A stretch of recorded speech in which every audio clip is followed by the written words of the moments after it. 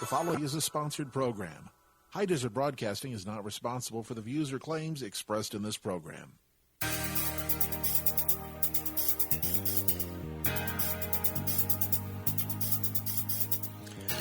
Good morning, everybody. You're listening to Aging for Life. Our topic today is hospice, what it is, some of the myths, and some of the things that you should know about it.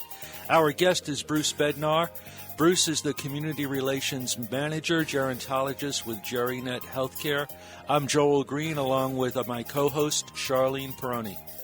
Good morning, Bruce. Thank you for getting up so early. Oh, not a problem. It was an easy drive in. Thanks for having me. Oh, not at all.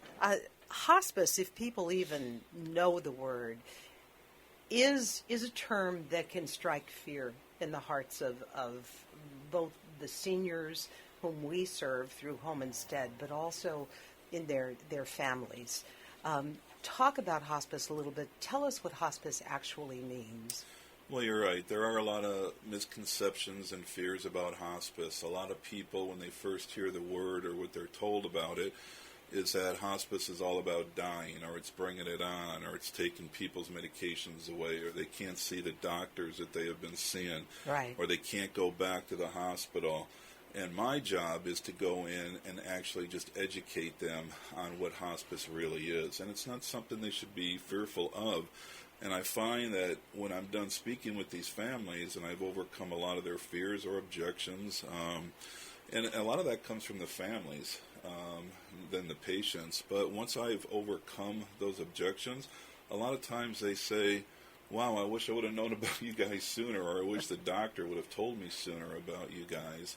And hospice is basically a service for people that once it's been determined that aggressive treatments, therapies, medications, procedures are not going to substantially improve or lengthen a person's life, that's when they should be offered hospice as a choice. And it is a choice for people. I'm not there to sell them hospice. I'm not there to say they have to have it. If they qualify for it, they can have it. And that comes from a doctor. The doctor has to determine that their life expectancy is 6 months or less. Now, does that mean somebody's going to die in 6 months? Right. No. They could go today. You and I could go today. I don't know. They could go years from now. But as long as they qualify and they show decline over that time, we can keep them on. And sometimes patients have been on for years. So hospice, I tell people, it's not about giving up. It's not about throwing in the towel. And I never want people to think that they're giving up hope. I tell people, if you're a fighter, still fight. If you're a person that prays, you're a religious person, you hit your knees every night and you pray that you get better. I'm not there to say give up hope.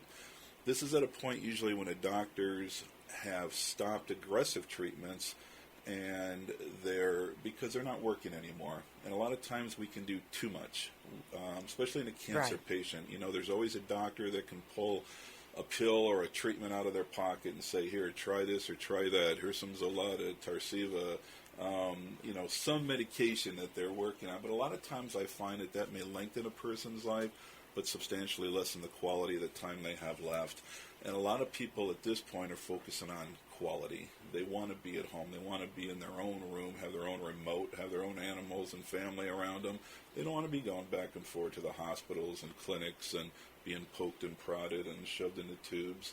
They want quality at this point. But you're talking about stopping aggressive treatment. Are you talking about stopping treatment altogether? No, not at all. A lot of times people think that that's what we're doing because, I get the question a lot of times, what happens if I get an infection? Well, we treat it. We treat it with antibiotics. And we still use anti-inflammatory medications. We still use antipsychotic medications. There's many things that we still do, but here's an easy way to put it. If you have cancer, which many people on hospice have, Medicare is not, or most insurance companies are not going to pay for chemotherapy, which they would consider life-prolonging or aggressive, but and hospice at the same time because it's a different philosophy. The philosophy of hospice is obviously it's not curative in its nature.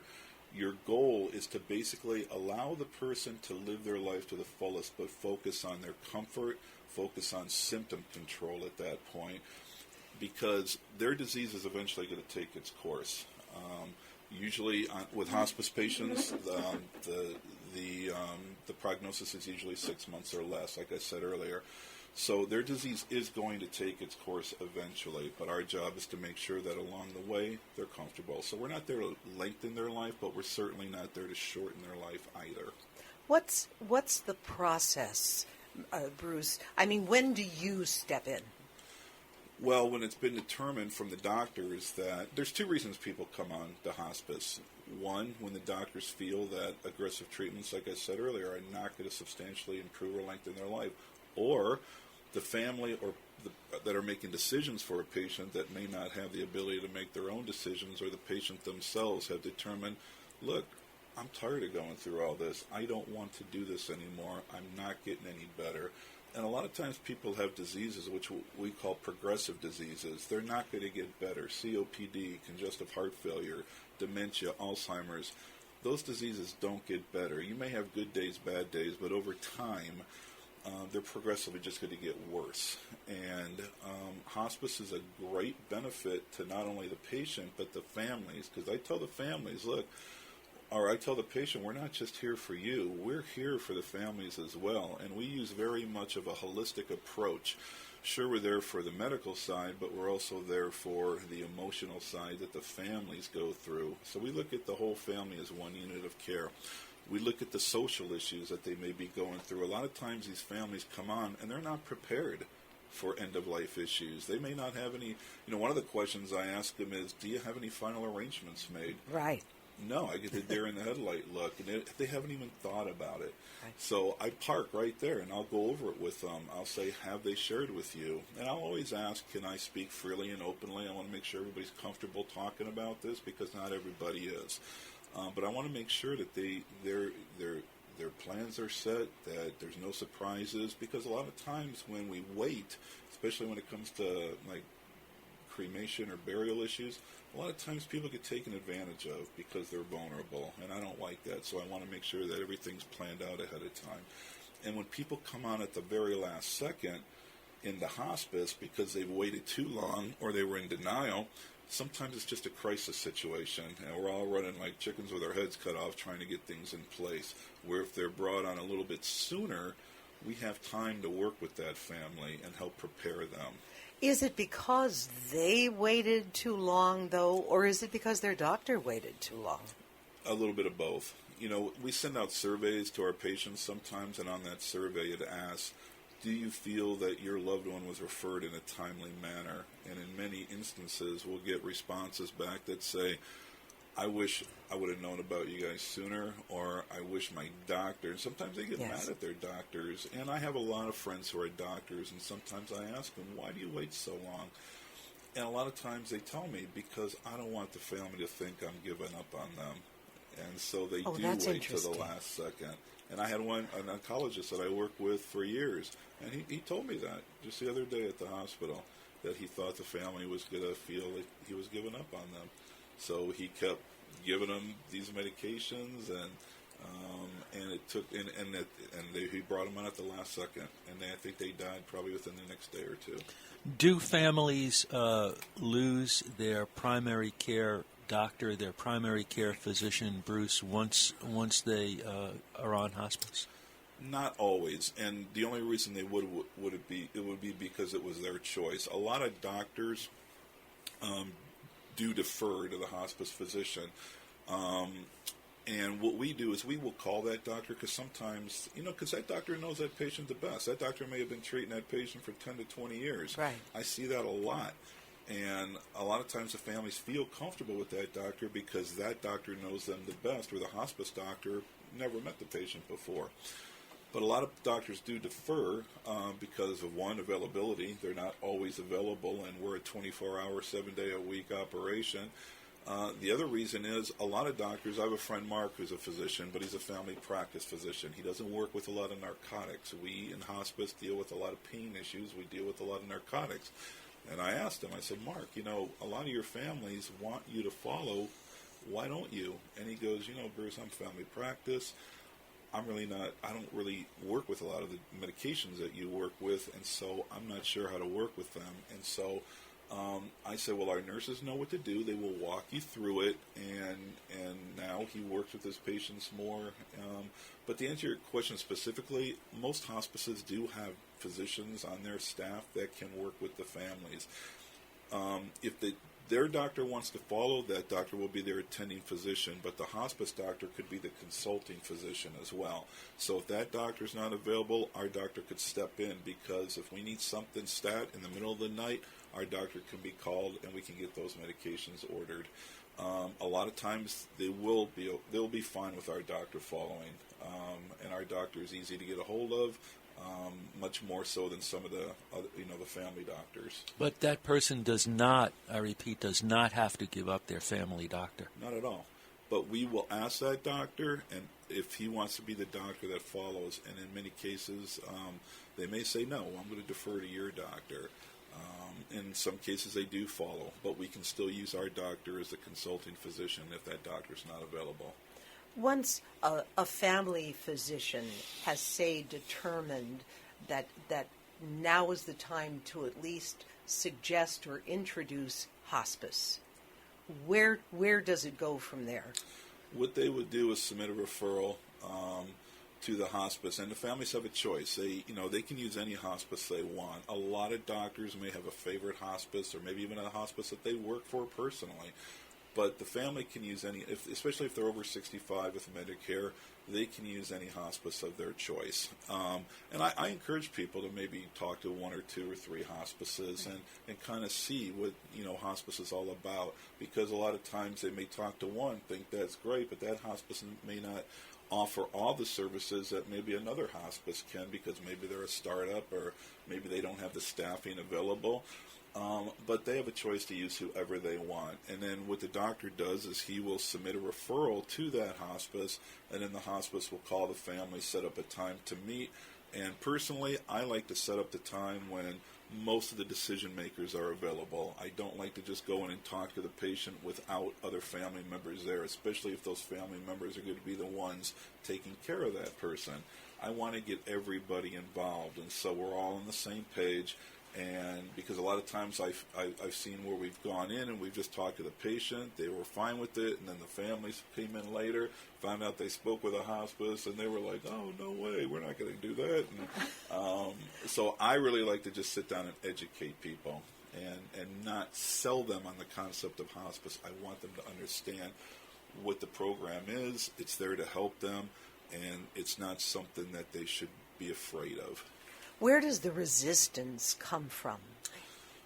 A lot of times from misconceptions and just bad information. A lot of times, even doctors I've heard say, I had a doctor one time who I worked with for years, and we were sitting in his office, and I said, Doc, he's an oncologist, and I said to him, why do you not refer your patients to hospice? You don't refer many. And his thought of hospice was that we were just there to kill people and knock them off. And I said, well, doctor, as a business, and I usually don't go this route with people, but as a business and you're getting paid a daily rate to take care of a patient, why would it be in your best interest to knock your patients off and then not get paid for that? And he said, good point. And then 2 weeks later, I'm in front of his mother at the hospital, who was just diagnosed with cancer, and I put her on hospice. There's no return on investment. So he definitely had a paradigm shift. Are there, Bruce, myths about hospice? Do people have a preconceived notion of what they think it might be? Well, death is a scary thing, and yes. A lot of people think hospice is all about death. I mean, I did a talk and a lecture one time down at USC, and the students asked me, why can't we just change the name and call it something else? And I said, well, we could call it, Fluffy's Caregiving Service, and then a year or two from now, when the family tells their mom and dad that Fluffy's coming by to see them, they're going to say, No, I know who Fluffy is, and I don't want to talk to Fluffy. Fluffy means I'm dying. We can call it anything we want, but I don't think hospice is a word that should be feared. I think it is a word that should be welcomed, and a lot of times when I talk to the families, and once I get done with my explanation, they are more than willing to want to do this, because when they find out that we have a nurse coming in at least twice a week, we have a home health aide that's going to come in and help with the personal hygiene needs and the bathing.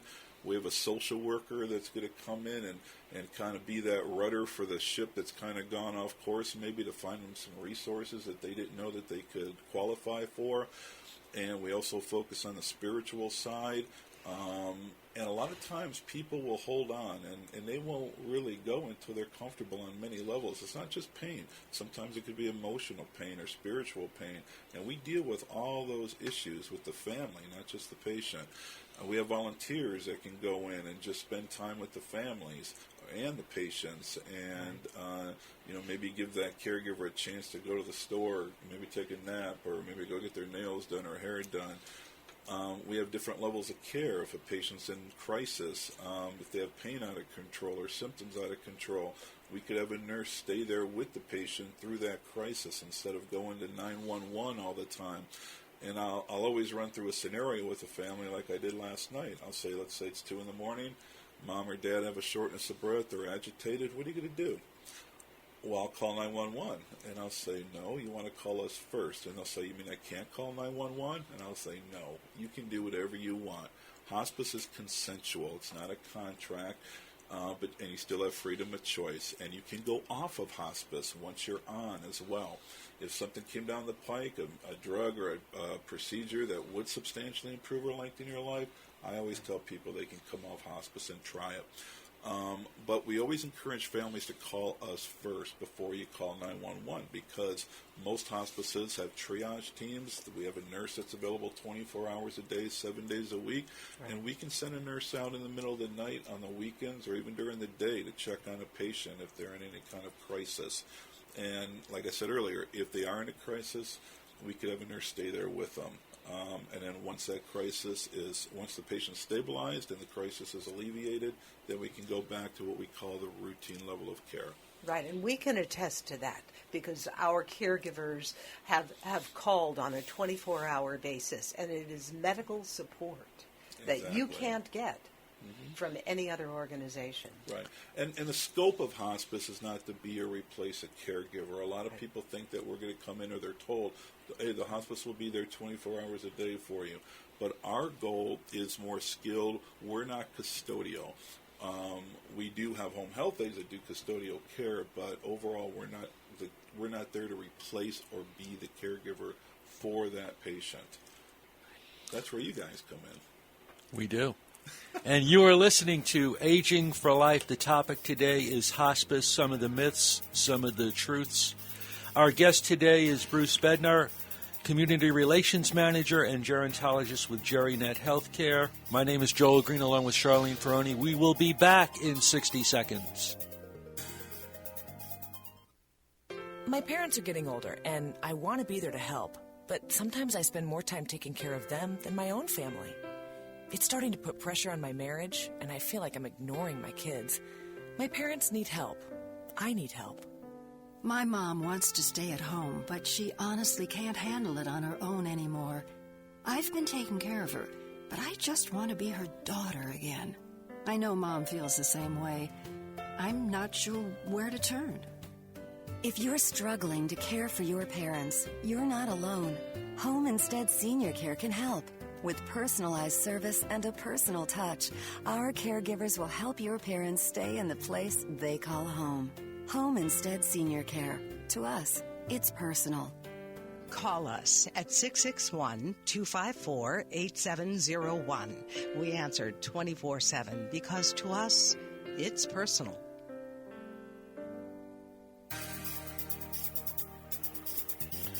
Good morning, everybody. The subject today on Aging for Life is hospice and hospice care. Our guest is Bruce Bednar, Community Relations Manager, Gerontologist with GeriNet Healthcare.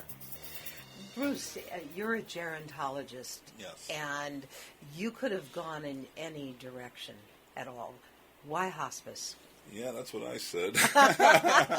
Why hospice? You know, it's funny. I got into it probably 14 years ago, and I had never even heard the word hospice when I got into it. And my wife and I, Janice, my wife and I, had a friend, a couple that we knew, and we were just getting to know them. We met them at the church we were attending, and one day I got this phone call that he had passed away suddenly from a heart attack while he was jogging. Well, I was the first one to the hospital, and I met his wife there. Her name was BJ, and she, when I got there, I didn't know what to say. You know, she just held on to me, and I had no words for her. I didn't know what to say. And my wife and I kind of took her under our wing and watched her through the bereavement process over the next year. And then we found that there were many women in our church who were widows, and I started what we call widow night, where I would just have them over. I'd make them dinner, and it would be a very informal setting. I would go do dishes while they just got together and talked, and you had women there that had been widows for a while. You had recent widows, and so the ones that had some time under their belt basically were there to kind of help the ones that recently had lost a loved one. And BJ at one point, and I didn't know this, but she was an executive director for a hospice in Culver City called Hospice Services of California, and had asked me if I wanted a job. And I said, doing what? And she used the word hospice, and I said, what's that? And then when she told me that, I said, there's no way I'm going to be dealing with people who are dying all day long. And I said, I can't do it. And she goes, I think you'll be good at it. And I said, no way. So she kept after me, and I promised her that I would try it for a year, and here I am still today. Hospice is scary, though, Bruce. You know, when you say the word hospice, people say it's a death sentence, and that the Grim Reaper is waiting right outside that door. Well, let me put it this way. You know, people's diseases and their age, they're going to take their course with all of us, whether we're on hospice or not. Hospice, like I said, is not there to push them over the cliff. And in many instances, and studies have shown that many hospice patients actually live a little longer once they've been diagnosed, once they get the services. You know, sometimes you come in, you get a little TLC. I had one lady many years ago who was basically at death's door. She was living on her own. She was in a nursing home. She was diagnosed with dementia. She had no family. And when we went in, it looked like she wasn't even going to make it through the weekend. She was very thin, very emaciated. And we basically sent our team in, and it had nothing to do with medications or whatnot, but our team went in. We found out that this woman was a concert pianist and a music teacher her whole life. And we sent in a music therapist. And, you know, it wasn't the nurse, it wasn't the social worker, it wasn't the chaplain, but the music therapist would take her in the rec room, and there was a piano in there, and then she would start to twiddle on the keys, and eventually this woman would perk up, and over time, to make a long story short, because I know we're short on time, she would start playing music. Not great. The patient would eventually start playing. She perked up. She started eating again. And a lot of times it had to do with just touching her, just human contact, because she was so isolated when we met her.